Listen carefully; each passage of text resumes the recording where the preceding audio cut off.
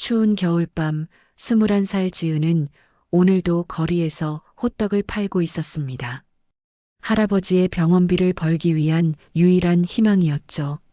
그런데 그날 예고 없이 단속반이 들이닥쳤습니다. 안 돼요. 제발. 이것만은 비켜요. 우리도 일하는 사람이야. 이게 저희 할아버지 병원비예요. 전 재산이 다 여기 있어요. 제발, 제발 가져가지 마세요. 용역 직원이 지은의 어깨를 거칠게 밀쳤습니다. 지은은 중심을 잃고 그대로 진흙탕에 쓰러졌습니다. 안 돼. 안 돼요. 차가운 진흙물이 온몸을 적셨고 부서진 호떡 철판 조각들이 흩어져 있었습니다. 으앙, 울음을 터뜨림. 모든 것을 잃은 21살 소녀의 절규. 그때 한 대의 검은 세단이 멈춰섰습니다. 차에서 내린 남자 54세 재벌 회장 최민재. 그는 진흙탕에 주저앉은 지은을 보는 순간 온몸이 굳어버렸습니다. 당장 멈춰. 주변이 조용해졌습니다. 민재는 천천히 지은에게 다가갔습니다. 그리고 그 자리에서 무릎을 꿇었습니다. 진흙탕 바로 앞에 학생, 모자를 벗어줄 수 있겠니? 왜 재벌 회장이 길거리 소녀 앞에 무릎을 꿇은 걸까요? 호떡 하나로 시작된 기적 같은 이야기. 지금 시작됩니다. 이 이야기가 궁금하시다면 지금 좋아요와 구독 버튼을 눌러주세요. 여러분의 응원이 더 따뜻한 이야기를 만듭니다. 칼바람이 매섭게 불어오는 겨울밤이었습니다. 서울 변두리 골목, 낡은 포장마차 앞에서 21살 지은은 꽁꽁 언 손을 호호 불어가며 호떡 반죽을 철판 위에 올려놓고 있었어요. 호떡이요, 따끈따끈한 호떡 있어요. 목소리는 추위에 떨렸지만 지은은 애써 밝은 표정을 지으려 했습니다. 낡은 털모자와 커다란 목도리로 얼굴 대부분이 가려져 있었지만 그 아래로 보이는 눈빛만은 또렷했어요. 발끝 감각은 이미 사라진 지 오래였습니다. 찢어진 운동화 밑창으로 스며든 눈이 양말을 적셔 더욱 시렸죠. 낡은 패딩은 바람 한 줄기 제대로 막아주지 못했지만 지은은 멈출 수 없었어요. 오늘 장사라도 잘 돼야 할 텐데. 주머니 속에서 접힌 종이 한 장이 바스락거렸습니다. 얼마 전 받은 대학 합격 통지서였어요. 식품영양학과. 간절히 바라던 전공이었지만 지금 지은에게는 그저 아득한 꿈에 불과했죠. 따뜻한 호떡 드세요. 그때 휴대폰이 울렸습니다. 네, 알겠습니다. 내일까지 꼭. 네. 병원에서 걸려온 전화였어요. 할아버지 병원비가 또 밀렸다는 연락이었죠. 폐암 말기인 할아버지는 지금도 병원에서 힘겹게 버티고 계셨습니다. 친할아버지는 아니었어요. 지은이 10살 때 엄마가 돌아가신 후 옆집에 살던 할아버지가 친손녀처럼 키워주셨죠. 할아버지가 아니었다면 지은은 아마 할아버지 조금만 더 버티세요. 제가 꼭. 지은의 혼잣말이 차가운 바람에 흩어졌습니다. 바로 그때였어요. 호떡 주세요. 맑은 목소리가 들렸습니다. 고개를 들어보니 명품 코트를 입은 7살쯤 되어 보이는 남자아이가 포장마차 앞에 서 있었어요. 아이 뒤로는 정장 차림의 중년 남자가 조심스럽게 지켜보고 있었죠. 어머, 꼬마 손님. 어서 와. 지은이 반갑게 웃으며 인사했습니다. 그런데 아이의 모습이 심상치 않았어요. 비싼 옷을 입었지만 얼굴은 창백했고 팔다리는 너무 가늘어 보였죠. 호떡 2개 주세요. 아이가 주머니에서 10,000원짜리 지폐를 꺼냈습니다. 서툰 손놀림이 귀여웠어요. 호떡은 한 개에 1,000원이야. 2개면 2,000원이면 돼. 지은이 부드럽게 설명하며 각 구운 호떡 2개를 봉지에 담았습니다. 그리고 잠깐 생각하더니 슈크림 호떡 하나를 더 넣어줬어요. 이건 서비스야. 오늘 날씨가 추워서 말이야. 따뜻할 때 먹어야 맛있어. 감사합니다. 아이가 공손하게 인사하고는 그 자리에서 바로 호떡을 한 입 베어 물었습니다. 뜨거운 팥소가 입안에 퍼지는 순간 아이의 눈이 동그랗게 커졌어요. 맛있어요. 그 한마디에 뒤에 서 있던 남자의 눈가가 살짝 붉어졌습니다. 운전기사인 듯한 그 남자는 이렇게 작은 일에도 감격하는 것 같았어요. 지은은 아이가 호떡을 먹는 모습을 흐뭇하게 바라봤습니다. 비싼 옷을 입었지만 왠지 모르게 마음이 쓰이는 아이였어요. 천천히 먹어. 뜨거우니까 호 불어가면서. 네. 아이는 지은이 시키는 대로 호 불어가며 조심스럽게 호떡을 먹었습니다. 난생 처음 느껴보는 따뜻함이었어요. 단순히 음식의 온도만이 아니라 누군가의 정성과 마음이 전해지는 온기였죠. 호떡을 다 먹은 아이가 지은을 물끄러미 바라봤습니다. 한참을 그렇게 지은의 얼굴을 뚫어지게 쳐다보던 아이가 갑자기 떨리는 목소리로 말했어요. 응? 우리 엄마랑 똑같아요. 순간 지은의 손이 굳어버렸습니다. 아이의 눈빛에는 놀라움과 그리움이 가득했어요. 그 눈빛이 너무 간절해서 외면할 수가 없었습니다. 꼬마 손님, 엄마를 많이 닮았다는 거야? 지은이 조심스럽게 물었지만 아이는 고개를 저었습니다. 아니에요. 누나가 우리 엄마랑 똑같이 생겼어요. 진짜예요. 그 진지한 표정의 지은은 잠시 당황했습니다.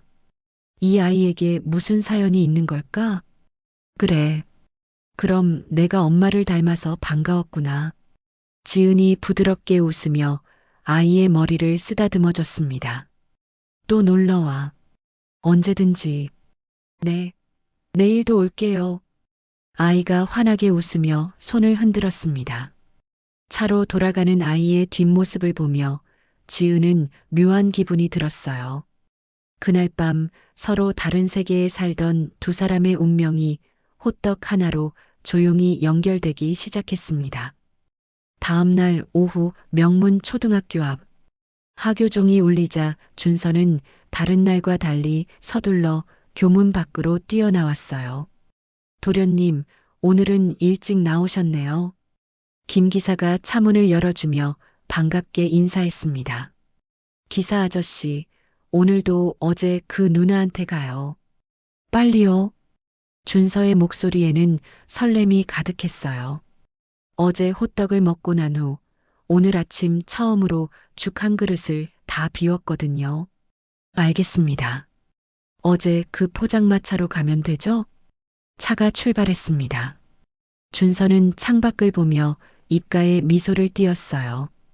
평소 같으면 학교에서 돌아와도 아무 말 없이 방으로 들어가곤 했는데 오늘은 달랐습니다.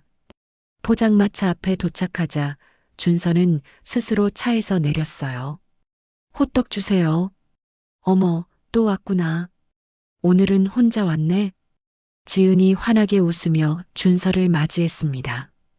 오늘은 날씨가 조금 따뜻해서 모자를 벗고 있었어요. 준서는 그 순간 멈춰 섰습니다.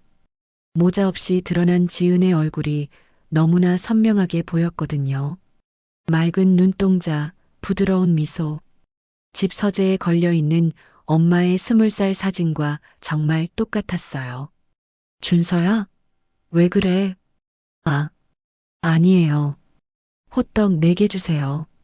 준서가 주머니에서 꺼낸 돈을 건네며 말했습니다. 4개? 오늘은 친구랑 같이 먹으려고? 아니요. 저 혼자 다 먹을 거예요. 누나 호떡이 너무 맛있어서요. 그 말에 지은은 웃음을 터뜨렸습니다. 알았어. 잠깐만 기다려. 지은은 각 구운 호떡 4개를 정성스럽게 봉지에 담았어요. 그리고 오늘도 슈크림 호떡 하나를 더 넣어줬죠. 이건 서비스. 우리 단골 손님 특별 혜택이야. 감사합니다. 준서가 호떡을 받아들고 바로 한 입 베어 물었습니다. 여전히 맛있었어요. 누나, 응? 누나는 왜 맨날 여기 있어요? 학교 안 가요? 순진한 질문에 지은은 잠시 쓴웃음을 지었습니다. 누나는 대학생이야. 근데 학교는 돈이 없어서 못 다니고 있어. 왜요? 할아버지가 많이 아프셔서 병원비를 벌어야 해서. 지은의 목소리가 조금 작아졌어요. 할아버지가 아프시면 의사 선생님한테 가면 되잖아요. 그게 병원비가 비싸서 말이야. 준서는 고개를 갸웃했습니다. 돈이 없어서 병원에 못 간다는 게 이해되지 않았거든요. 그의 세계에서는 상상할 수 없는 일이었죠. 그럼 누나 꿈은 뭐예요? 응? 누나는 영양사가 되고 싶어. 맛있고 건강한 음식으로 사람들을 행복하게 해주고 싶거든. 지은의 눈이 반짝였습니다. 와, 멋있다. 누나 꼭 될 수 있을 거예요. 고마워, 준서야. 그날 저녁, 세림그룹 회장 저택. 거대한 식당 테이블에는 수십 가지 음식이 차려져 있었어요. 하지만 준서는 젓가락조차 들지 않은 채 입을 꾹 다물고 앉아 있었습니다. 도련님, 한 입만이라도 드세요. 주방장님이 도련님 입맛에 맞춰 특별히 준비하신 거예요. 가정부가 애원하듯 말했지만 준서는 고개를 저었어요. 배불러요. 하지만 점심도 거의 안 드셨잖아요. 괜찮아요. 오늘 간식 많이 먹었어요. 준서는 의자에서 내려와 방으로 향했습니다. 가정부와 주방장은 서로 걱정스러운 눈빛을 주고받았어요. 준서는 태어난 지 얼마 되지 않아 엄마를 잃었습니다. 그 후로 8회 동안 제대로 된 식사를 한 적이 거의 없었죠. 병원에서는 심리적 거식증이라고 진단했지만 그 어떤 치료도 효과가 없었어요. 깡마른 팔다리, 도드라진 광대뼈, 또래보다 훨씬 작아 보이는 몸. 하지만 오늘만큼은 달랐습니다. 준서는 방에 돌아와 가방에서 남은 호떡을 꺼냈어요. 이미 식었지만 전자레인지에 데워 먹었죠. 맛있다. 준서의 입가에 미소가 번졌습니다. 그리고 서재로 가서 벽에 걸린 엄마 사진을 오래 바라봤어요. 엄마, 엄마 닮은 누나를 만났어요. 정말 똑같아요. 한편 포장마차를 정리하던 지은은 주머니에서 대학 합격 통지서를 꺼냈습니다. 식품영양학과. 간절히 원하던 곳이었어요. 하지만 등록금 550만 원은 지은에게 너무나 큰 돈이었죠. 미안해요, 할아버지. 제가 더 열심히 할게요. 지은의 눈시울이 붉어졌습니다. 밤 10시가 넘어서야 장사를 마치고 지은은 병원으로 향했어요. 할아버지, 저 왔어요.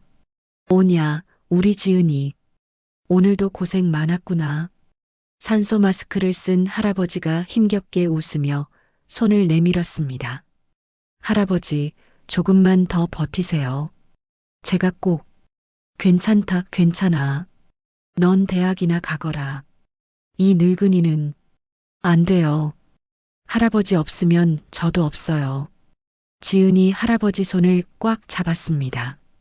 그날 밤 서로 다른 세계에서 상처받은 두 사람은 서로를 생각하며 잠들었습니다. 준서는 엄마를 닮은 따뜻한 누나를, 지은은 순수한 눈빛의 어린 손님을. 아직은 아무도 몰랐지만 이 만남이 모든 것을 바꿔놓을 거라는 걸. 할아버지. 다음 날 새벽 준서가 잠옷 차림으로 할아버지 서재로 뛰어들어왔습니다.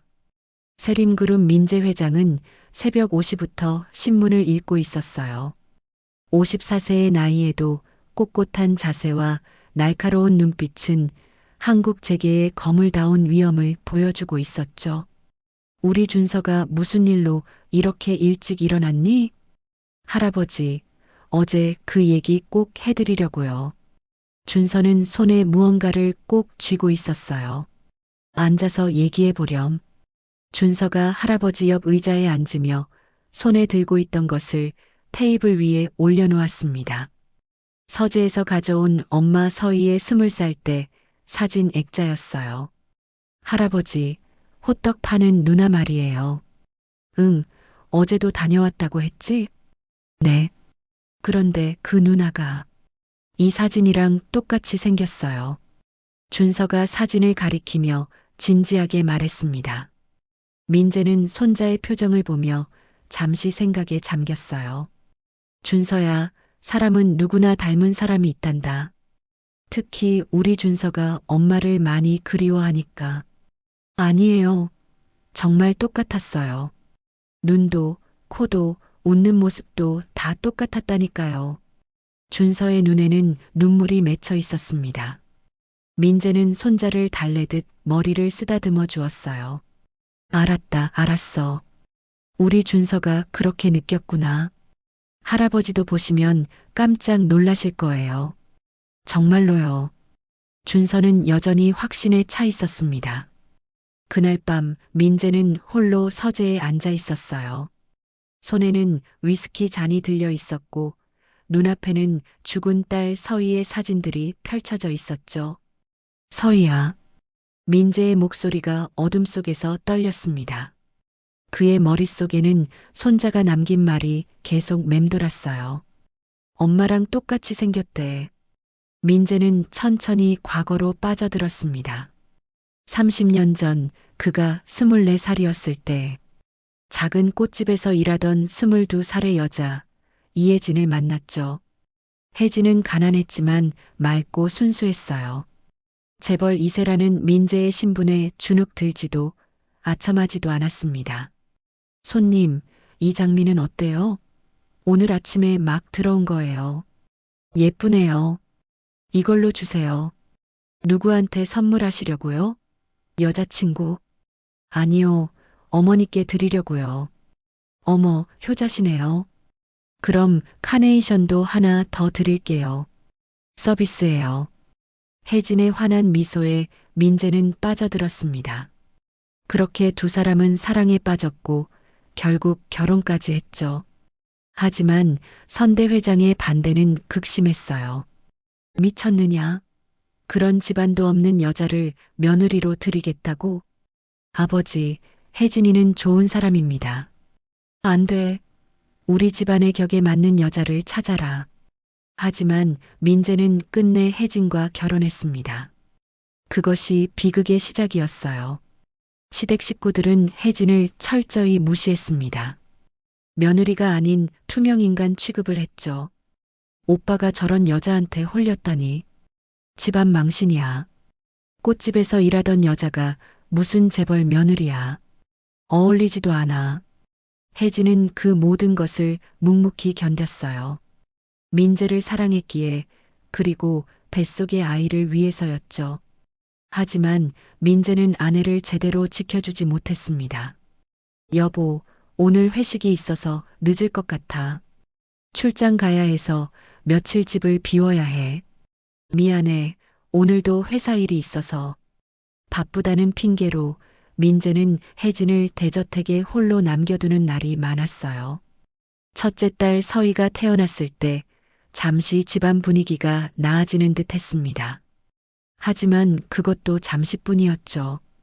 그러던 어느 날, 혜진아, 이게 무슨... 민재가 출장에서 돌아왔을 때 혜진은 이미 짐을 싸고 있었습니다. 못 견디겠어요. 저도 사람이에요. 이렇게 무시당하면서까지 살고 싶지 않아요. 혜진의 눈에는 절망이 가득했어요. 서희는 어떻게 하고 아직 8살밖에 안 됐는데 서희는 이 집에서 자라는 게 나을 거예요. 저 같은 엄마보다는. 혜진은 눈물을 흘리며 자고 있는 어린 딸을 마지막으로 바라봤습니다.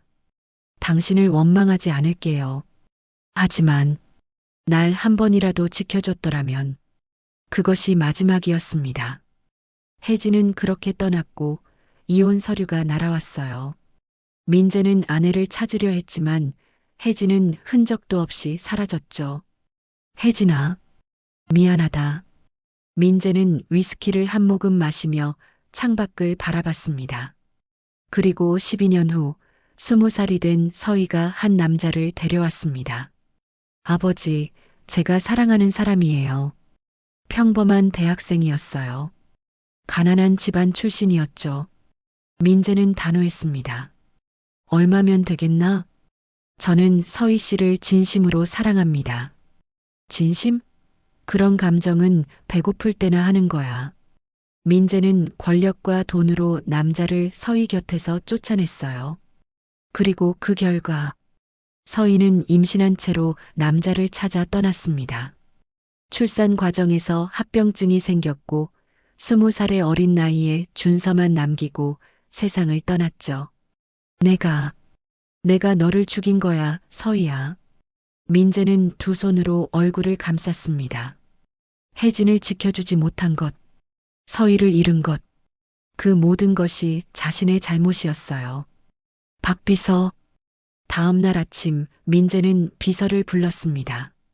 네, 회장님.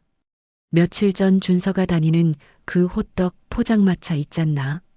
네, 기억합니다. 조용히, 아주 조용히 그 아이에 대해 알아봐주게. 신상, 가족관계까지. 박 비서는 잠시 놀란 표정을 지었지만 곧 고개를 숙였습니다. 알겠습니다. 민재는 창밖을 바라봤어요. 설마 그럴 리가. 하지만 불길한 예감은 점점 커져만 갔습니다. 사흘 후 민재의 책상 위에 얇은 갈색 봉투가 놓여 있었습니다. 겉면에는 극비라는 도장이 찍혀 있었죠. 민재는 떨리는 손으로 봉투를 열었어요. 성명 김지은 21세. 현주소 서울시 은평구 반지하 월세. 가족사항 조부 김철수 74세, 폐암 투병 중. 부 불명. 모 이혜진 11년 전 사망. 민재의 손이 멈췄습니다. 이혜진. 그 세 글자가 눈앞에서 흐릿해졌다가 다시 선명해지기를 반복했어요. 이혜진. 민재의 입에서 그 이름이 새어나왔습니다. 혜진이 죽었다는 사실, 그리고 딸이 있다는 사실. 나이를 계산해 보니 혜진이 떠날 때 이미 임신 중이었다는 뜻이었어요. 혜진이의 딸. 그렇다면, 하지만 보고서에는 부불명이라고 적혀 있었습니다. 내 아이인가? 아니면 혜진이 떠난 후 다른 사람을 만나. 민재는 의자에 깊이 몸을 묻었습니다. 확인해야 했어요. 직접. 박 비서. 네, 회장님. 오늘 오후에 그 포장마차로 가네. 내가 직접 확인하겠어.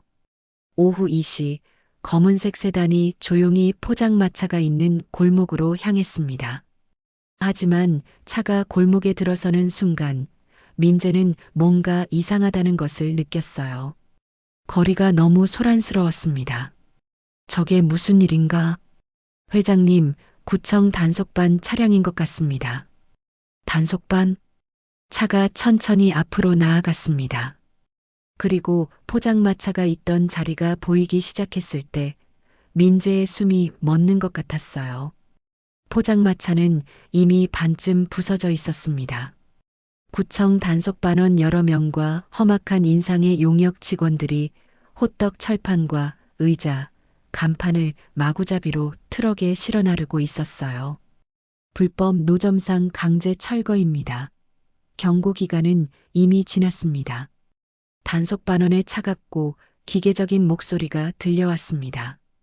그때 민재의 눈에 한 소녀가 들어왔어요. 낡은 털모자, 해진 패딩 점퍼, 목도리를 두른 지은이었습니다.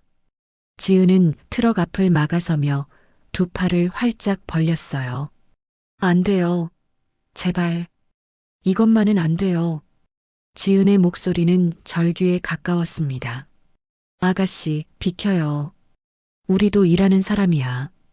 용역 직원이 짜증스럽게 소리쳤지만 지은은 물러서지 않았어요. 그녀는 트럭 손잡이를 두 손으로 꽉 붙잡았습니다. 이게 저희 할아버지 병원비예요. 전 재산이 다 여기 있어요. 제발. 제발 가져가지 마세요. 지은의 얼굴은 눈물과 콧물로 범벅이 되어 있었어요. 차가운 겨울바람에 빨갛게 언두 손은 트럭을 놓지 않으려고 필사적으로 버티고 있었죠. 민재는 차 안에서 그 광경을 지켜봤습니다. 가슴 한가운데가 찢어지는 것 같았어요. 아가씨, 우리도 힘들어요. 그냥 비켜주세요. 안 그러면 다칠 수도 있어요. 싫어요. 못 가져가요. 이거 없으면 할아버지가. 지은의 목소리가 울음으로 끊겼습니다. 용역 직원 중 하나가 화를 내며 앞으로 나섰어요. 덩치가 큰 남자였습니다. 어디서 어린 것이 이래. 남자는 지은의 어깨를 거칠게 밀쳤습니다. 갑작스러운 힘에 지은은 중심을 잃고 비틀거렸어요. 아!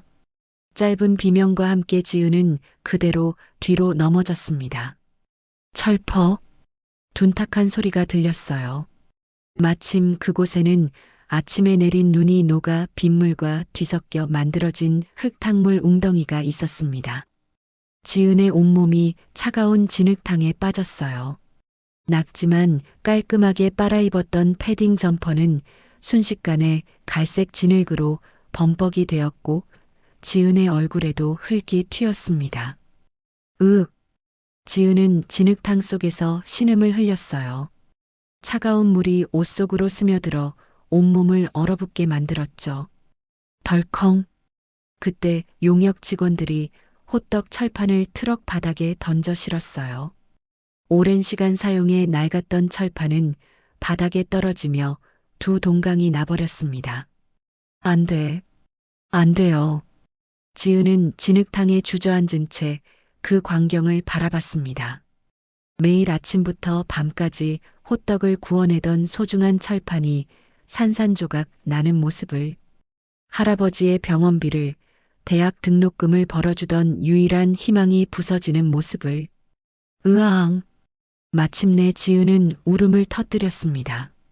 차가운 흙탕물 속에서 부서진 호떡 철판 조각을 바라보며 21살 소녀는 세상 모든 절망을 토해내듯 울부짖었어요. 민재는 차 안에서 그 모든 광경을 목격하고 있었습니다. 순간 모든 것이 멈춘 것 같았어요.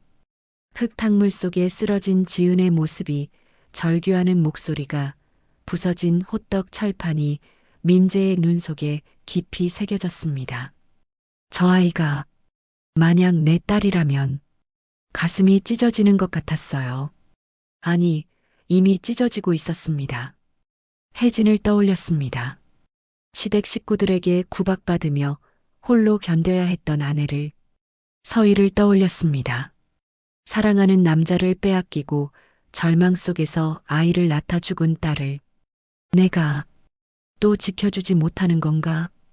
회장님, 박 비서가 조심스럽게 불렀지만 민재는 대답하지 않았어요. 그의 두 주먹은 세게 쥐어져 있었습니다. 주먹을 너무 세게 쥐어서 손톱이 손바닥에 파고들었죠. 지은은 천천히 일어났습니다. 온몸이 진흙으로 범벅이 된 채로 비틀거리며 일어섰어요. 그리고는 부서진 호떡 철판 조각을 하나하나 주워 담기 시작했습니다. 이거라도 고쳐서. 이미 쓸모없어진 쇠조각들을 모으는 모습이 너무나 애처로웠어요. 박 비서. 민재의 목소리는 차갑게 가라앉아 있었습니다. 하지만 그 안에는 무언가 뜨거운 것이 끓어오르고 있었어요. 네, 회장님. 지금 당장 구청에 연락하게. 누가 저 철거를 지시했는지 확인하고. 알겠습니다. 그리고 우리 법무팀에도 연락해. 지금 즉시. 민재는 차문에 손을 올렸습니다. 떨리는 손이었어요. 더 이상은 지켜만 보고 있을 수 없다. 그는 천천히 차문을 열었습니다. 민재는 차에서 내렸어요. 겨울바람이 그의 코트를 휘감았지만 그는 추위를 느끼지 못했습니다. 지금 그의 온 신경은 흙탕물 속에 주저앉아 있는 그 소녀에게만 집중되어 있었어요. 당장 멈춰. 민재의 목소리가 현장을 가르며 울려 퍼졌습니다. 차갑지만 위험이 서린 목소리였어요. 소란스럽던 현장이 순간 조용해졌습니다. 트럭에 올라타려던 용역들이 멈춰섰고 구청 단속반원들도 고개를 돌려 민재를 바라봤어요. 한 용역 직원이 인상을 쓰며 민재에게 다가왔습니다. 당신은 뭔데 남의 일에 참견이야? 우리 일 방해하지 말고 비켜. 남자가 으름장을 놓으며 손을 들어 민재를 밀쳐내려는 순간 박 비서가 재빠르게 민재 앞을 막아섰습니다. 박 비서는 정장 안주머니에서 명함 하나를 꺼냈어요. 세림그룹 최민재 회장님이십니다. 박 비서의 차분하지만 단호한 목소리가 울려 퍼졌습니다. 순간 공기가 얼어붙었어요.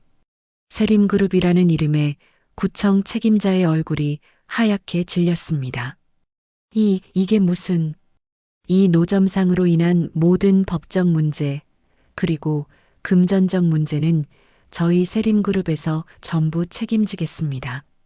박 비서는 잠시 멈췄다가 더욱 차갑게 덧붙였습니다. 지금 당장 손 떼시죠. 그것은 부탁이 아닙니다. 용역 직원들은 서둘러 트럭에 올라탔어요. 지은을 밀쳤던 남자도 황급히 뒤로 물러섰죠. 하지만 민재는 그 모든 소란을 신경 쓰지 않았습니다. 그는 오직 한 사람만 바라보고 있었어요. 흙탕물 속에 주저앉아 호떡 철판 조각을 주워 담고 있는 지은을. 민재는 첫걸음을 내디뎠습니다. 한 걸음. 심장이 쿵 하고 울렸어요. 또 한 걸음.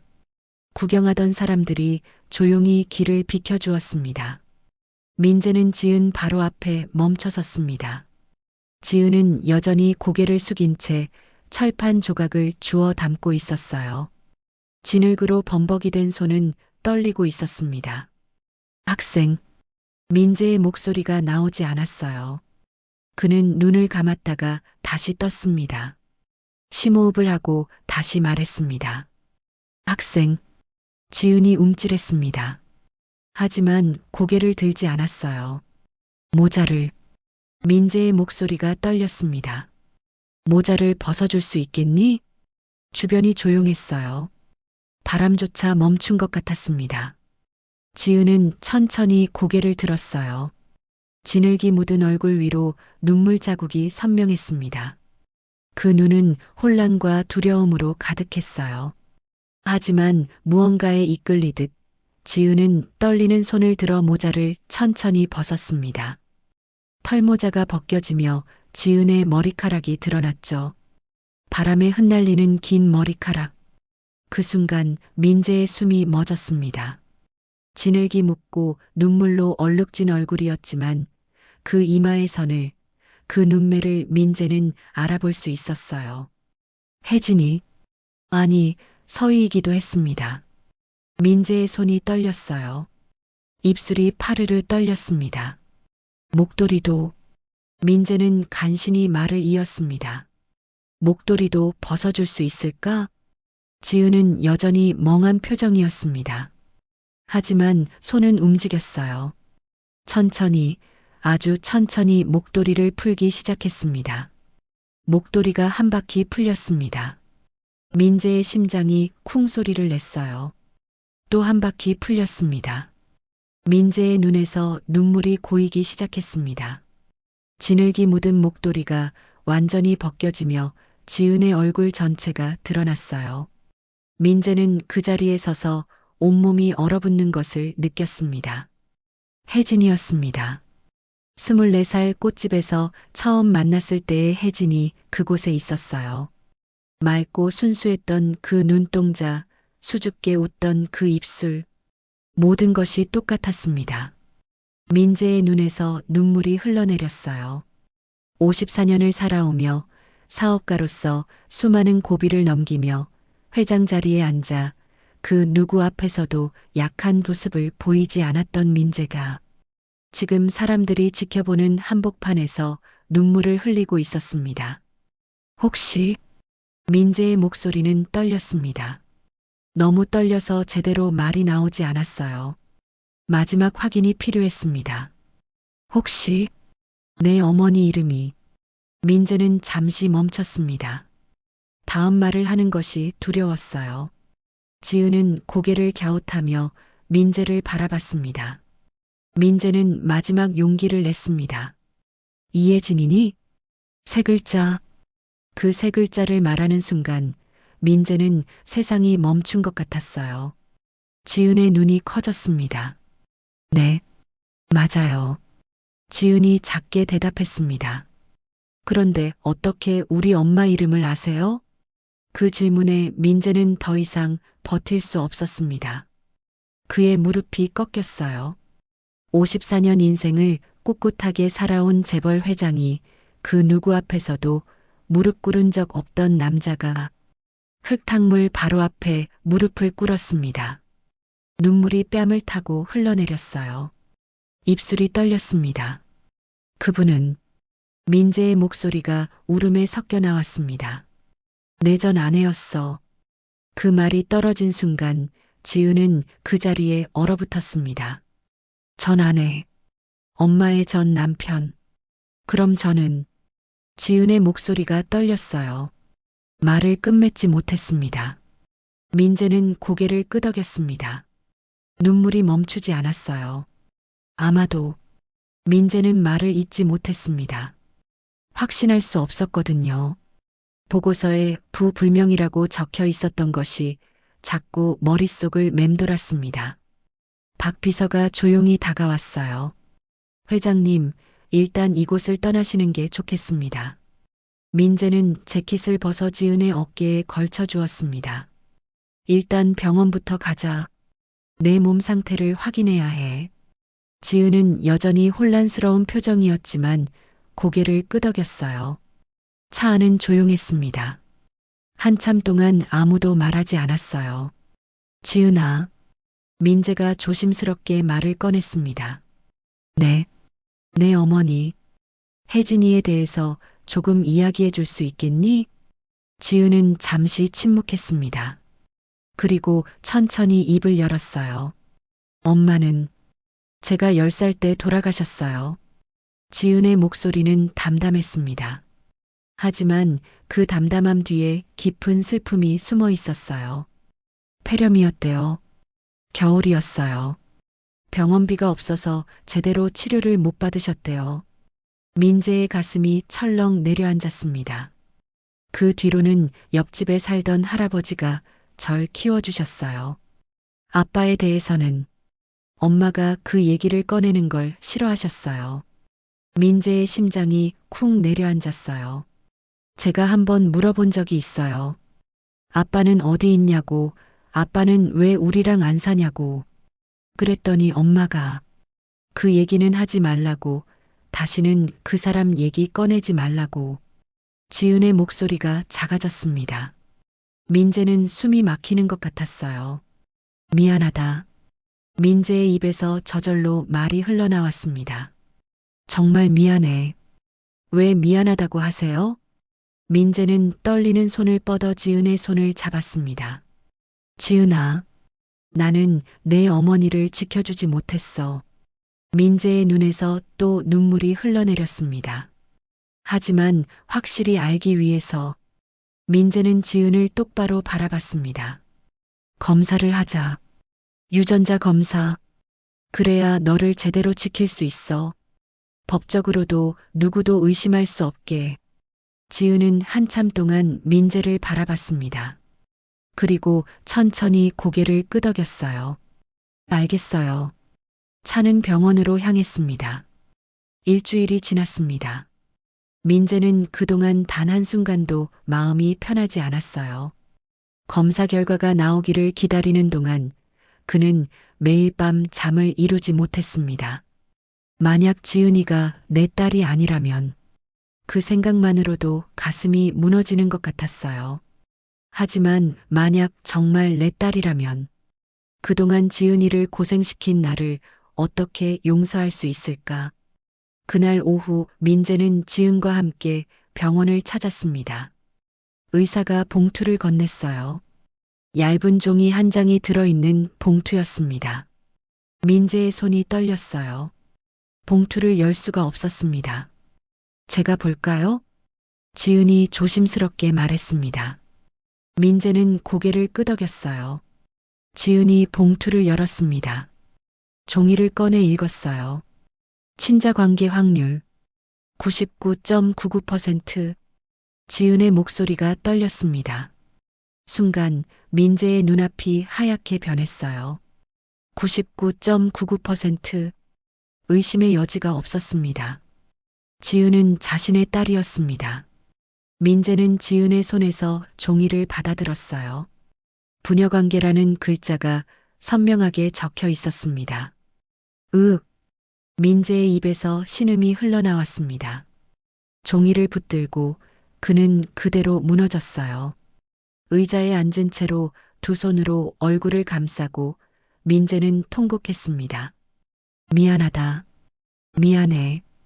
54년을 살아오며 쌓아온 모든 것이 무너져 내렸습니다. 회장이라는 직함도 재벌이라는 신분도 아무 의미가 없었어요. 지금 민재는 그저 한 명의 아버지였습니다. 딸을 지켜주지 못한, 딸의 존재조차 몰랐던 한심한 아버지였습니다. 널 버리려던 게 아니야. 민재가 울먹이며 말했습니다. 내가 미쳤던 거야. 내 엄마를 지켜주지 못해서. 지은은 민재 옆에 앉았습니다. 그리고 조용히 민재의 등을 쓰다듬어 주었어요. 괜찮아요. 전 아빠를 원망한 적 없어요. 지은의 목소리는 담담했습니다. 저를 의심한 것도 이해해요. 당연한 거잖아요. 민재는 고개를 들어 지은을 바라봤습니다. 눈물 범벅이 된 얼굴이었어요. 흙탕물에 쓰러져 울던 너를 보고도 나는 의심했어. 이제 괜찮아요. 지은의 눈에서도 눈물이 흘러내렸습니다. 저한테 아빠가 생긴 거잖아요. 그 말에 민재는 지은을 껴안았습니다. 21년 만에 처음으로 딸을 안았어요. 미안하다. 정말 미안해.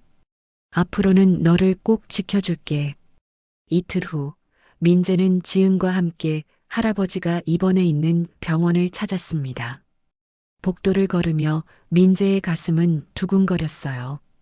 지은을 키워준 은인을 만난다는 긴장감, 그리고 혜진에 대해 더 알고 싶다는 간절함. 할아버지 병실이에요. 지은이 한 병실 앞에서 멈춰섰습니다. 6인실이었어요. 민재는 문을 열고 들어갔습니다. 가장 안쪽 침대에 할아버지가 누워 계셨어요. 74의 나이에 폐암까지 앓고 계셔서 얼굴은 많이 야위어 있었습니다. 할아버지, 저 왔어요. 지은이 조심스럽게 다가가 할아버지의 손을 잡았습니다. 그리고 이분은, 지은은 민재를 돌아봤어요. 할아버지는 천천히 고개를 돌려 민재를 바라봤습니다. 그리고 잠시 민재의 얼굴을 뚫어지게 바라보더니 입술을 떨었어요. 당신이. 할아버지의 목소리는 약했지만 또렷했습니다. 지은이 아버지요? 민재는 깊게 고개를 숙였습니다. 네, 그렇습니다. 저는 최민재라는 사람입니다. 최민재. 맞지요? 할아버지의 물음에 민재는 놀라 고개를 들었어요. 제 이름을 어떻게? 혜진이가 말했어요. 죽기 전에. 할아버지의 눈에서 눈물이 흘러내렸습니다. 민재는 할아버지 옆 의자에 앉았습니다. 지은도 반대편에 앉았어요.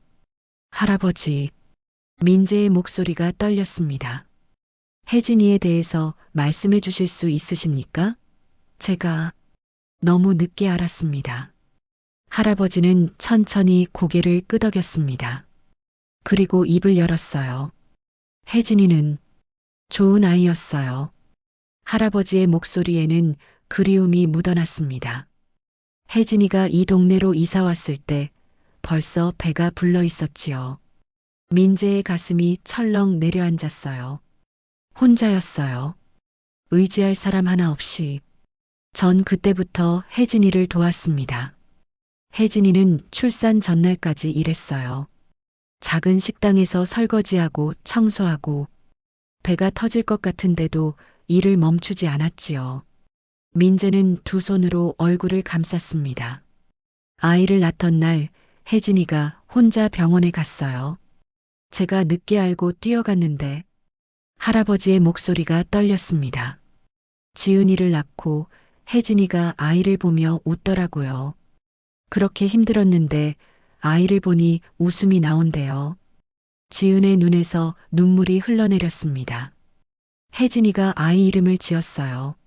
지은, 땅에 뿌리 내린 것처럼 꿋꿋하게 자라라고. 그리고 혜진이는 11년을 악착같이 살았어요. 아침엔 신문 배달, 낮엔 식당 일, 밤엔 청소. 하루에 3시간도 못 자면서 지은이를 키웠지요.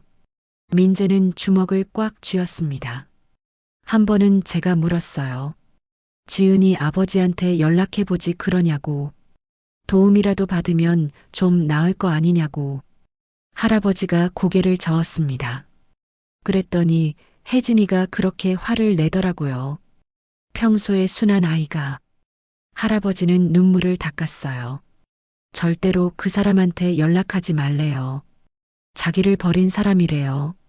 자기가 힘들 때 지켜주지 않은 사람이래요. 민재의 어깨가 떨렸습니다. 하지만 혜진이는 가끔 당신 얘기를 하더라고요. 할아버지의 목소리가 작아졌어요. 그 사람 잘 살고 있을까요? 행복할까요? 그렇게 물어보곤 했어요. 원망하면서도 여전히 걱정하더라고요. 민재는 고개를 들지 못했습니다. 눈물이 바닥에 뚝뚝 떨어졌어요. 11년을 그렇게 살았어요. 그러다 혜진이가 아프기 시작했지요. 폐렴이었어요. 할아버지의 목소리가 더욱 떨렸습니다. 겨울이었는데 병원비가 없어서 제대로 치료를 못 받았어요. 혜진이가 죽기 며칠 전에 저한테 부탁했어요. 지은이를 돌봐달라고, 자기 대신 할아버지가 되어달라고. 할아버지는 지은의 손을 꽉 잡았습니다. 그리고 마지막으로 이렇게 말했어요. 절대 그 사람한테 연락하지 마세요. 저는 그 사람이 싫어요.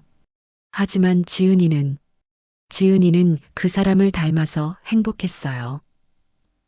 그 말에 민재는 무너졌습니다. 할아버지 침대 옆에 무릎을 꿇고 두 손으로 얼굴을 감싸고 목 놓아 울었어요. 한참을 운 후 민재는 천천히 고개를 들었습니다. 감사합니다. 민재의 목소리는 울음에 젖어 있었습니다. 제 딸을 살려주셔서 정말 감사합니다. 민재는 일어섰습니다. 그리고 할아버지 앞에 바르게 섰어요. 그리고 깊게, 아주 깊게 허리를 숙여 큰 절을 올렸습니다. 54년 인생에서 회장 자리에 앉은 후로는 단 한 번도 누구에게 절한 적 없는 민재가 지금 할아버지 앞에 큰 절을 올리고 있었습니다. 고맙습니다. 정말. 민재는 절을 하고 또 했습니다. 제대로 속죄할 기회를 주셔서 감사합니다. 할아버지는 눈물을 흘리며 손사래를 쳤습니다. 아니에요. 일어나세요. 그날 밤 민재는 집으로 돌아와 서재에 홀로 앉았습니다. 책상 위에는 3장의 사진이 놓여 있었어요. 혜진의 사진, 서희의 사진, 그리고 오늘 찍은 지은의 사진. 민재는 그 사진들을 바라보며 깨달았습니다. 자신의 아버지 선대 회장은 혜진을 구박했습니다. 그래서 민재는 아내를 잃었어요. 그리고 민재는 서희의 남자를 쫓아냈습니다. 그래서 딸을 잃었죠. 자신이 아버지를 원망하며 살아왔지만 어느새 그와 똑같은 사람이 되어 있었던 것입니다. 아버지. 민재는 천장을 바라보며 중얼거렸습니다. 아버지가 저에게 한 짓을 나는 내 딸들에게 했습니다. 이제 알았습니다. 민재는 사진들을 가슴에 안았어요. 혜진아, 서희야, 그리고 지은아. 미안하다. 이틀 후 할아버지는 세림그룹 본관 건물 안에 있는 VIP 전용 병원으로 옮겨졌습니다. 최고급 1인실이었어요.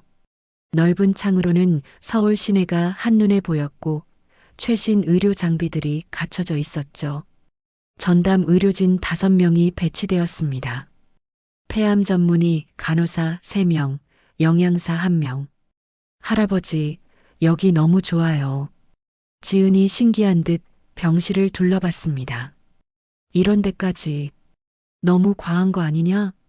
할아버지가 걱정스럽게 말했지만 민재는 고개를 저었습니다. 아닙니다. 이것도 부족합니다. 제 딸을 살려주신 은혜, 평생 갚아도 부족합니다. 민재는 박 비서에게 지시했어요. 할아버지의 모든 병원비와 생활비는 우리가 책임진다. 최고의 치료를 받으실 수 있게 해드려라. 알겠습니다, 회장님. 할아버지의 눈에서 눈물이 흘러내렸습니다. 고맙습니다. 정말 고맙습니다. 제가 더 고맙습니다. 민재는 할아버지의 손을 잡았어요. 할아버지가 아니었다면 저는 영원히 제 딸을 만나지 못했을 겁니다. 그날부터 할아버지는 최고의 치료를 받기 시작했습니다. 일주일 후 민재는 지은을 서재로 불렀습니다. 지은아, 앉아라. 민재는 책상 옆 의자를 가리켰어요. 지은은 조금 긴장한 표정으로 앉았습니다. 아빠가 하나 제안하고 싶은 게 있어. 민재는 서류 하나를 꺼내 지은 앞에 놓았어요. 희망 장학재단 설립 계획서라고 적혀 있었습니다. 이게 뭐예요? 지은이 서류를 들어 읽기 시작했습니다. 눈이 점점 커졌어요. 아빠가 장학재단을 만들려고 해. 할아버지 이름으로. 민재의 목소리는 단호했습니다. 김철수 할아버지의 이름으로 희망 장학재단을 설립할 거야. 너처럼 어려운 환경에서도 꿈을 잃지 않는 학생들을 돕는 재단이지. 지은의 눈에 눈물이 고였습니다. 아빠, 할아버지가 너를 키워준 것처럼 이제는 우리가 다른 아이들을 도와야 해. 그게 진짜 속죄라고 생각해. 민재는 창밖을 바라봤어요. 돈으로 모든 걸 해결할 수는 없어. 하지만 최소한 내가 겪었던 그 추위와 배고픔을 다른 아이들은 조금이라도 덜 겪게 해주고 싶구나. 지은은 서류를 꽉 안았습니다. 고마워요, 아빠. 할아버지도 정말 좋아하실 거예요. 이틀 후 민재는 할아버지 병실을 찾았습니다. 할아버지, 이걸 보세요. 할아버지는 돋보기를 쓰고 서류를 읽었어요. 한참을 읽더니 눈물을 흘렸습니다. 이게 내 이름으로. 네. 희망 장학재단입니다. 할아버지께서 지은이에게 베푸신 은혜를 이제 다른 아이들에게도 나눠주려고 합니다. 할아버지는 떨리는 손으로 민재의 손을 잡았어요. 고맙습니다. 정말 고맙습니다. 제 이름이 이렇게 빛날 줄은. 할아버지가 빛나신 겁니다. 지은이를 구해주셔서 제게 속죄할 기회를 주셔서. 한 달 후 희망 장학재단이 공식 출범했습니다. 첫 해에만 100명의 학생들이 장학금을 받게 되었어요. 그리고 그 첫 번째 장학생이 바로 지은이었습니다. 아빠, 전 장학금 안 받아도 돼요. 다른 친구들한테 주세요. 지은이 사양했지만 민재는 고개를 저었습니다. 아니야. 내가 첫 번째 장학생이 되어야 해. 그래야 이 재단의 의미가 살아. 지은은 결국 고개를 끄덕였어요. 알겠어요, 아빠. 그해 봄 지은은 대학에 입학했습니다. 전공은 식품영양학과였어요. 왜 식품영양학과를 선택했니? 민재가 물었을 때 지은은 환하게 웃으며 대답했습니다. 호떡을 잊을 수가 없어요. 그 따뜻함을요. 저도 누군가에게 따뜻한 음식을 만들어주고 싶어요. 민재는 딸의 머리를 쓰다듬어 주었습니다. 좋은 꿈이구나. 아빠가 응원할게. 지은이 집에 온 후 가장 큰 변화를 보인 건 준서였습니다. 이모. 7살 준서는 이제 지은 이모를 졸졸 따라다녔어요.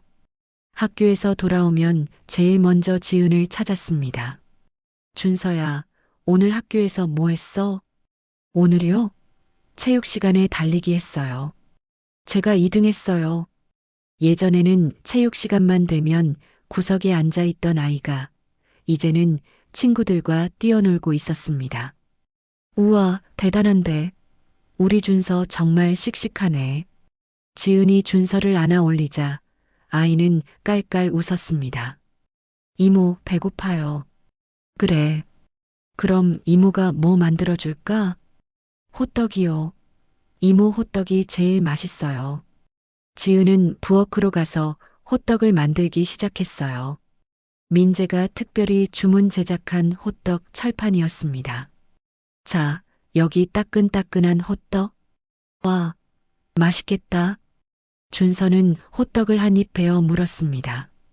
그리고 환하게 웃었어요. 깡말랐던 아이는 이제 볼에 살이 올라 또래 아이들처럼 건강해 보였습니다. 밥투정도 사라졌어요.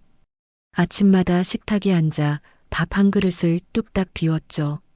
할아버지, 저 오늘 밥 다 먹었어요. 그래, 잘했어. 우리 준서 정말 씩씩하구나. 민재는 손자의 머리를 쓰다듬으며 흐뭇하게 웃었습니다. 이 모든 변화가 지은 덕분이라는 걸 민재는 너무나 잘 알고 있었어요. 어느 날 밤 지은은 자신의 방에서 낡은 상자를 꺼냈습니다. 엄마 혜진이 남긴 몇 안 되는 유품들이 담긴 상자였어요. 그 안에서 지은은 흑백 사진 한 장을 꺼냈습니다. 22살 혜진의 사진이었어요. 꽃집 앞에서 찍은 사진이었는지 뒤로 꽃들이 보였습니다. 환하게 웃고 있는 엄마의 모습이었어요. 지은은 사진을 가슴에 안았습니다. 엄마. 지은의 목소리는 떨렸습니다. 엄마, 하늘에서 잘 지내고 있죠?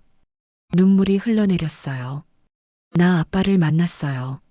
엄마는 싫어하실까요? 엄마가 그렇게 미워했던 사람인데. 지은은 사진을 쓰다듬었습니다. 그치만 엄마 아빠를 용서해 주세요. 아빠는 엄마를 진심으로 사랑했대요. 지켜주지 못해서 정말 미안해하고 있어요. 지은은 눈물을 닦았습니다. 그리고 엄마, 나 이제 행복해요. 아빠도 생겼고 조카도 생겼어요. 할아버지도 좋아지셨고요. 바로 그때 방문이 살짝 열렸습니다. 이모. 잠옷을 입은 준서가 문틈으로 얼굴을 내밀었어요. 준서야, 아직 안 잤어? 지은이 급하게 눈물을 닦았습니다. 이모 울어요? 왜 울어요? 준서가 걱정스러운 얼굴로 다가왔습니다. 아니야. 그냥. 지은은 준서를 꽉 껴안았습니다. 그냥 너무 기뻐서. 우리 준서 만나서 너무 기뻐서. 준서도 지은을 꼭 안았어요. 저도요. 이모 만나서 정말 좋아요. 이모는 엄마 같아요. 그 말에 지은은 더 세게 준서를 안았습니다. 눈물이 또 흘러내렸지만 이번엔 행복한 눈물이었어요. 민재는 복도에서 그 모습을 조용히 지켜보고 있었습니다. 지은과 준서가 안고 있는 모습을 보며 민재의 입가에 미소가 번졌어요. 혜진아, 서희야. 이제 조금은 용서받을 수 있을까? 민재는 하늘을 올려다봤습니다. 창밖으로는 따뜻한 봄바람이 불어오고 있었습니다. 1년이 흘렀습니다. 희망 장학재단의 첫 번째 봉사활동 날이었어요. 장소는 서울 외곽의 한 보육원이었습니다. 부모 없이 자라는 아이들 60명이 사는 곳이었죠. 자, 여기 호떡 나갑니다. 지은이 환하게 웃으며 각 구운 호떡을 아이들에게 나눠주었습니다. 보육원 마당에는 특별히 가져온 호떡 철판이 놓여 있었어요. 와, 호떡이다. 저 2개 주세요. 아이들이 즐거워하며 줄을 섰습니다. 제가 이모 조수예요. 준서가 옆에서 서툰 솜씨로 호떡 철판을 뒤집었습니다. 조금 삐뚤어졌지만 그래도 호떡 모양은 나왔어요. 우리 준서 정말 잘하네. 지은이 칭찬하자 준서는 더욱 신이 나서 일을 도왔습니다. 민재는 조금 떨어진 곳에서 그 모습을 지켜보고 있었어요. 둘째 딸과 손자가 함께 웃으며 봉사하는 모습, 아이들이 행복하게 호떡을 먹는 모습, 민재의 얼굴에 따뜻한 미소가 번졌습니다. 호떡처럼 따뜻한 미소구나. 회장님, 박 비서가 조심스럽게 다가왔습니다. 김철수 어르신께서 오늘 퇴원하신다는 연락이 왔습니다. 그래, 드디어. 민재의 얼굴이 밝아졌어요. 1년간의 치료 끝에 할아버지의 폐암이 완전관의 판정을 받았습니다. 좋은 소식이군. 지은이한테도 전해줘. 네, 회장님. 그날 저녁 민재는 서재에 홀로 앉아 있었습니다. 책상 위에는 4장의 사진이 나란히 놓여 있었어요. 왼쪽부터 혜진의 사진, 서희의 사진, 그리고 가운데에는 새로운 가족 사진이 놓여 있었습니다. 민재와 지은, 그리고 준서가 함께 찍은 사진이었어요. 셋 다 환하게 웃고 있었습니다. 그리고 가장 오른쪽에는 오늘 찍은 사진. 보육원에서 호떡을 나눠주는 지은과 준서의 모습이었죠. 민재는 가운데 가족 사진을 들어 올렸습니다. 오래 바라봤어요. 이제 우리는 가족이야. 민재는 사진을 가슴에 안았습니다. 창밖으로는 따뜻한 봄바람이 불어왔어요. 겨울은 끝났습니다. 다음 날 아침 세림그룹 회장 저택의 식당. 오랜만에 가족 모두가 식탁에 모였습니다. 할아버지, 진짜 다 나으신 거예요? 준서가 신기한 듯 할아버지 김철수를 바라봤습니다. 그럼 이제 의사 선생님이 완전히 좋아졌다고 하셨어. 할아버지가 환하게 웃으며 준서의 머리를 쓰다듬어 주었어요. 우와, 진짜 신기하다. 식탁에는 정성스럽게 차려진 아침 식사가 놓여 있었습니다. 자, 다들 식사하세요. 지은이 밥그릇을 하나씩 나눠주었어요. 이모가 직접 만든 거예요? 응, 영양학과에서 배운 거 다 활용했어. 와, 맛있겠다. 준서는 숟가락을 들고 밥을 한 입 먹었습니다.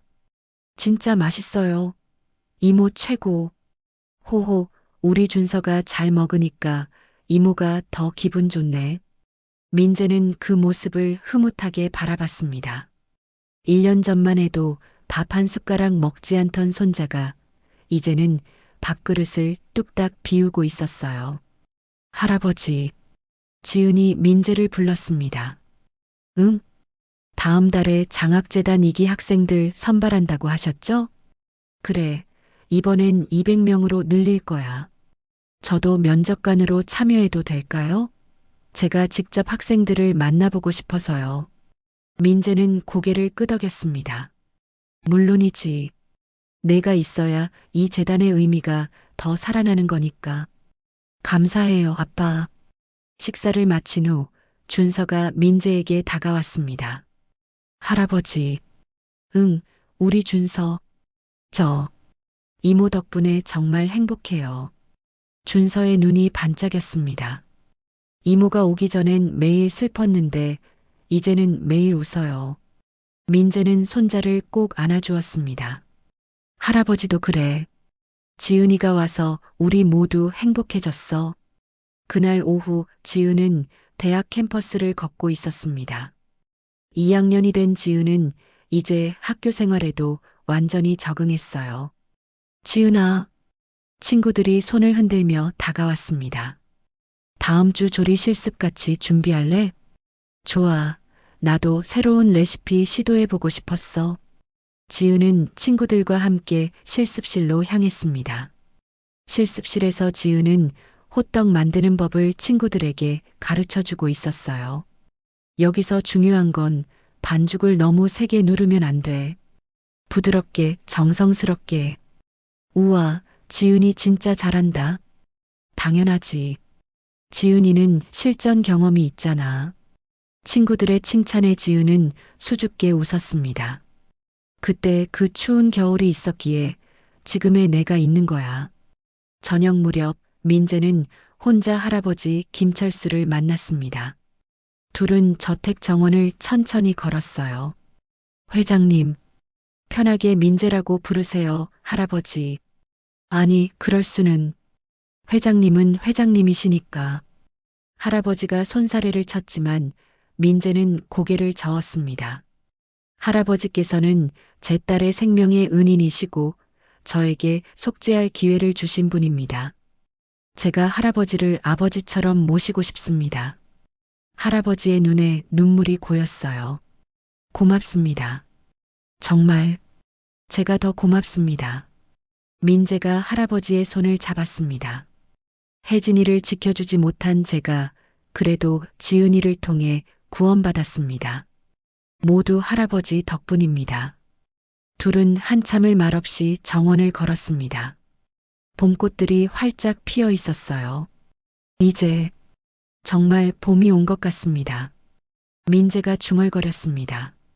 네, 정말 따뜻한 봄입니다. 할아버지도 고개를 끄덕였어요. 그날 밤 민재는 다시 서재로 향했습니다. 책상 위에 놓인 네 장의 사진을 바라봤어요. 혜진, 서희, 그리고 지은과 준서. 혜진아. 민재는 혜진의 사진을 들어 올렸습니다. 널 지켜주지 못해서 미안했어. 하지만 내가 남긴 소중한 딸을 이제는 내가 꼭 지킬게. 민재는 서희의 사진도 들어 올렸어요. 서희야, 너도 미안하다. 내가 사랑했던 사람을 인정하지 못해서. 하지만 준서는 잘 자라고 있어. 이제는 밥도 잘 먹고 친구들과도 잘 어울려. 민재의 눈에서 눈물이 흘러내렸습니다. 하지만 이번에는 슬픔의 눈물이 아니었어요. 감사의 눈물이었습니다. 고마워. 지은이를 내게 보내줘서, 준서에게 이모를 만나게 해줘서. 민재는 가족 사진을 가슴에 안았습니다. 이제 우리는 함께 걸어갈 거야. 가족으로. 창밖으로 달빛이 들어왔습니다. 부드럽고 따뜻한 빛이었어요. 3개월 후 희망 장학재단 2기 장학증서 수여식이 열렸습니다. 200명의 학생들이 장학금을 받게 되었어요. 무대 위에는 민재와 지은, 그리고 할아버지 김철수가 나란히 앉아 있었습니다. 이 장학재단은 단순히 금전적 지원만을 목적으로 하지 않습니다. 민재가 마이크 앞에서 말했습니다. 어려운 환경 속에서도 포기하지 않고 꿈을 향해 나아가는 여러분에게 우리는 희망을 전하고 싶습니다. 민재는 지은을 바라봤어요. 제 딸도 여러분과 같은 길을 걸었습니다. 추운 겨울 거리에서 호떡을 팔며 할아버지의 병원비를 벌었죠. 대학 등록금도 없었습니다. 학생들이 숨죽이며 들었습니다. 하지만 포기하지 않았습니다. 그리고 지금은 자신의 꿈을 향해 당당히 걸어가고 있습니다. 민재의 목소리가 떨렸어요. 여러분도 할 수 있습니다. 이 재단이 우리 가족이 여러분과 함께 걷겠습니다. 우레와 같은 박수가 터져 나왔습니다. 지은도 무대로 나왔어요. 안녕하세요. 저는 희망 장학재단 1기 장학생 김지은입니다. 지은의 목소리는 떨렸지만 단호했습니다. 저도 여러분처럼 힘든 시간을 보냈습니다. 하지만 포기하지 않았어요. 그리고 지금 이 자리에 서 있습니다. 지은은 학생들을 바라봤어요. 여러분, 힘드시죠? 외로우시죠? 괜찮습니다. 저희가 함께 하겠습니다. 여러분의 꿈을, 여러분의 희망을 저희가 응원하겠습니다. 학생들의 눈에서 눈물이 흘러내렸습니다. 행사가 끝난 후 한 여학생이 지은에게 다가왔습니다. 선배님, 무슨 일이야? 저도 선배님처럼 될 수 있을까요? 저도 포기하지 않고 꿈을 이룰 수 있을까요? 여학생의 눈에는 간절함이 가득했어요. 지은은 그 학생을 꼭 안아주었습니다. 물론이야. 너도 할 수 있어. 넌 이미 여기까지 온 거잖아. 조금만 더 힘내. 감사합니다. 정말 감사합니다. 여학생이 울음을 터뜨렸습니다. 민재는 멀리서 그 모습을 지켜봤어요. 딸이 다른 학생을 위로하는 모습을 보며 민재의 가슴이 벅차올랐습니다. 혜진아, 우리 딸이 이렇게 훌륭하게 자랐어. 내가 잘 키워준 거야. 그날 저녁 가족 모두가 식탁에 모였습니다. 민재, 지은, 준서, 그리고 할아버지 김철수. 오늘 행사 정말 좋았어요. 지은이 환하게 웃으며 말했습니다. 학생들이 희망을 얻은 것 같아서 기뻤어요. 넌 정말 훌륭한 사람이야, 지은아. 민재가 딸의 손을 잡았습니다. 아빠가 자랑스럽다. 저야말로.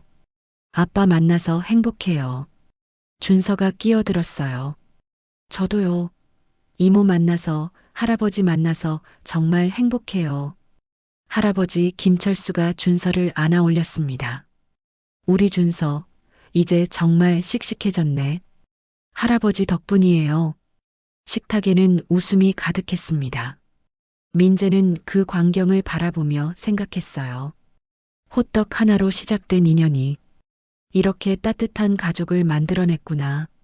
그로부터 1년 후, 지은은 대학을 졸업했습니다. 그리고 희망 장학재단 소속 영양사로 정식 임용되었어요. 재단에서 운영하는 무료 급식소에서 지은은 매일 따뜻한 음식을 만들어 어려운 사람들에게 나눠주었습니다.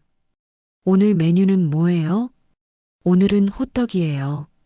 제가 직접 만든 특제 호떡? 지은의 호떡은 소문이 났습니다.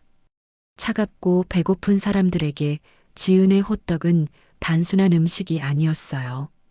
따뜻한 위로였고 희망이었습니다. 준서도 이제 초등학교 3학년이 되었습니다. 건강하게 자란 준서는 반에서 가장 밝은 아이가 되었어요. 준서야, 너 요즘 정말 많이 웃는다?